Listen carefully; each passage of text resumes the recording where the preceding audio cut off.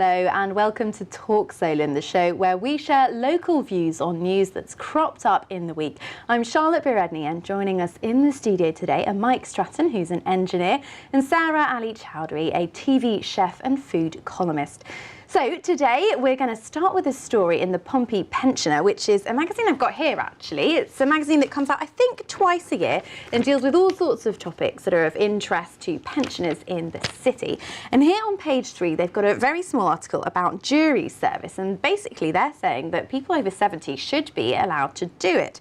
So I thought I'd ask our panel what they thought. Thank you very much for coming in to start with. Sarah, what do you think? Should people over 70 be allowed to do jury service? Yes, I think they should, but I can see why sometimes they might be feeling as though they shouldn't, because obviously some sort of illnesses and stuff kick in sort of after 70, so maybe that could be the reason why they don't want anybody like, you know, sort of causing any issues. But I think it should be up until about 80, 85. Really? As late as that? Really? Yeah. And do you think it should be over 70, all people should just be allowed to do it and should just be enrolled, you know, in the same way that younger people are enrolled in jury service, or perhaps there should be a different way of doing it, checking that they are okay medically and mentally? Well, let's face it, some people who are dealing with it, who are supposedly okay to be doing it, must have some mental issues there. So I think in terms of age-wise, I don't think it should be an issue on what ages are chosen to do that. And what do you think, Mike? Do you agree with that? Any age should be able to do it? I think it's brilliant that they do it. Well, you think it's brilliant that people get to do jury service to start with? I think it's brilliant that if you get pensioners to do jury service, you're going to get a more mature approach. Because obviously, I mean, you could be a pensioner aged 55 plus or even younger, really. I think you'll get a more mature approach to the case.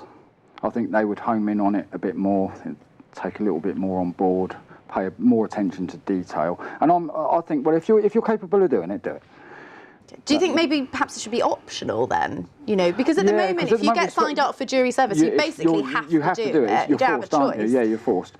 I think, over retirement age, it should be voluntary. Okay. But I don't see why the pensioners shouldn't be ruled out.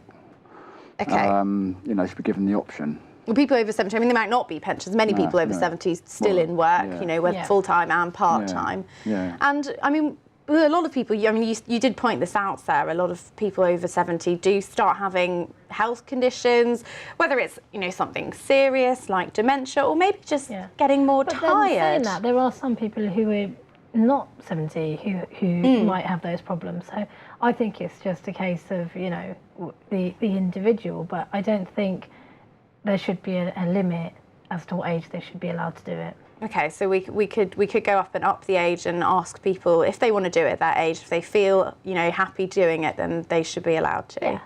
And what do you think of the idea of jury service generally? Do you think it's a good idea, having kind of any Tom, Dick, Harry, Joanne and Susan making decisions about people's lives? Or you get asked to, you know, to go and do it, and you don't get a say, do you? You have to turn up.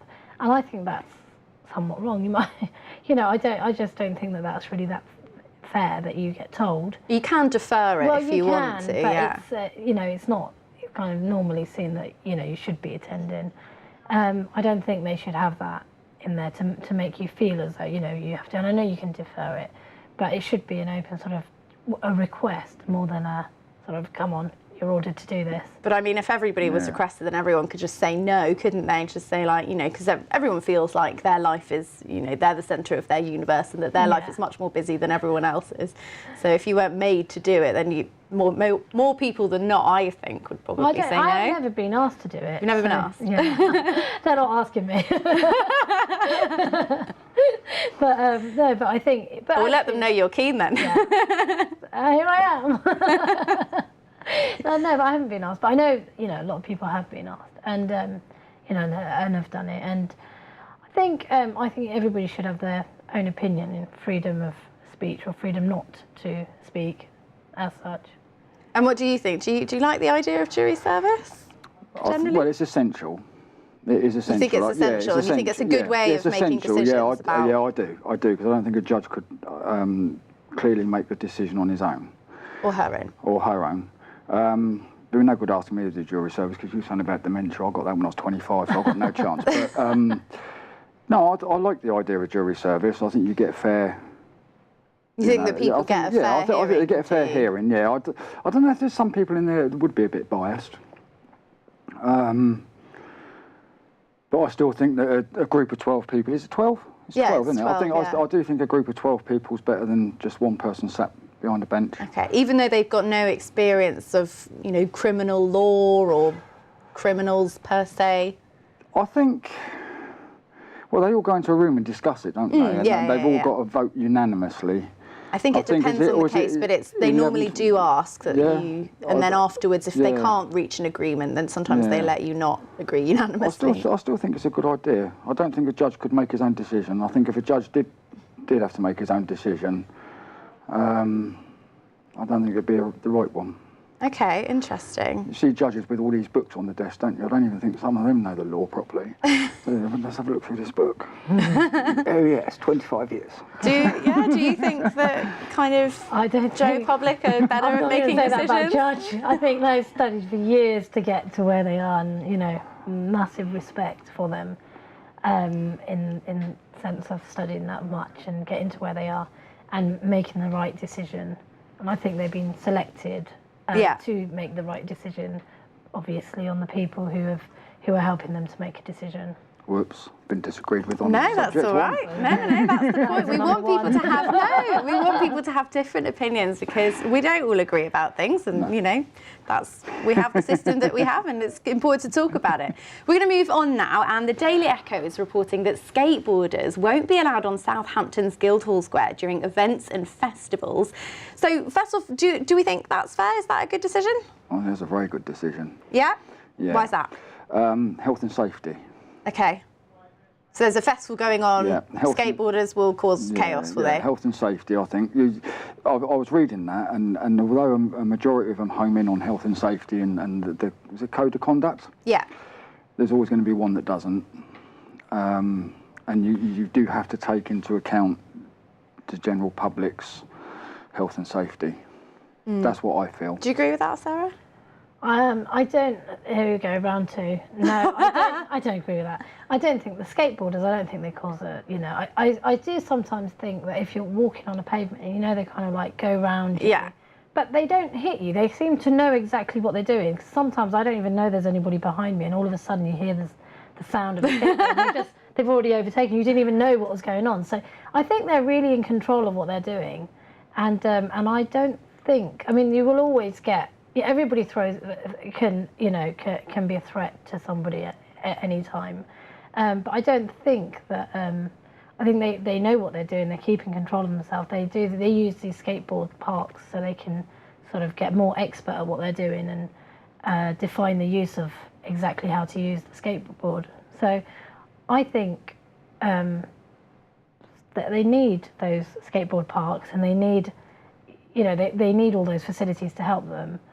To improve themselves. It's just like any other sport. I mean, just because they're not winning a sort of big prize or a medal or anything, but I mean, it's the same with football or tennis or anything else. It's a hobby that is a bit like a sport.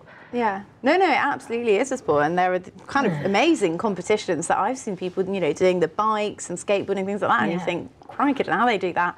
But I mean, some people would say that a Guildhall Square, which is, arguably one of the city's most important squares, is no place for skateboarders, and as you said, they should be going to their skate parks and skating there and leaving people to do what they want in Guildhall Square. No, No, you don't think necessarily. that? I think they could actually make a thing of it if they were to put something in the Guildhall Park or wherever it is.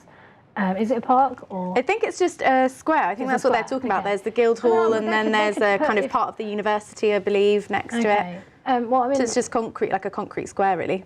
Okay, maybe they could do something there to attract interest, so that you have more people doing an activity they enjoy, but they're not actually affecting the people around them. Okay. Yeah, see, that was my argument. So if they worked it into the architecture or something. My argument is health and safety around Joe Public. Driver error, rider error, pilot error, skateboarders error. Because there somebody could get would be hurt. concerns like old people Yeah. walking around just going about their business. You don't want them sort of knocked over or feeling like they can't go there because there are all these people whizzing around, you know, because it can be a bit much. But that's what I mean, yeah, I can understand when you put it like that, but I think if they were to integrate sort of a skateboard park, Okay. it might be sort of enclosed, but you could see what was going on. See through and it. it might actually be a little bit of entertainment for people who are walking by as well, you know. See, Yeah, we're in that's a agre- great we're- idea, yeah. We're in People agreement might now. I think that's a great put idea. walking sticks away and Yeah. get on a skateboard. They have that in places kind of in, I don't know if you've been on the South Bank in London, they have those They've bits got those, under yeah, the I've seen them. brutalist buildings Yeah. there. They've got skateboarders I mean, I and think things. they could integrate something like that, and then Okay. that way it wouldn't be a chaos on the actual sort of path areas where people are public areas where people are walking, but they would be walking onto a sort of separate area where people could see them. Okay. Oh, that's There you a go. really interesting idea, yeah. Well, how much derelict land is there that's not being used that they could turn into little parks? You see, they've got a skate park in Southsea, Yeah. and you always see people up there on roller skates as well. Do you think there's enough sort of funding for these sports that aren't, you know, traditional sports, if we can put it like that? There's nothing around for anybody anymore. There's no funding, and therefore there is nothing. I mean, there used to be play parks years ago. How many play parks do you see? Just bulk standard play parks with swings, slides. And I know it's going slightly off the subject of skateboards, but there's no facilities for youngsters of any, and I say youngsters because I wouldn't go around, I can't even, I've tried to skateboard, I've fell on my backside more times. Well, than you're I stand braver on than my me, feet. I think. But I've never been able to use a skateboard, but there's nothing around, there's no facilities for anybody to enjoy what they enjoy. Well, it's really interesting you mention that because later in the programme we'll be talking about young people doing exercise. But that's all we've got time for in this segment, so stay tuned and do let us know what you're thinking by tweeting using the hashtag TalkSolent, or you can email us talk@thatssolent.com. Stay tuned.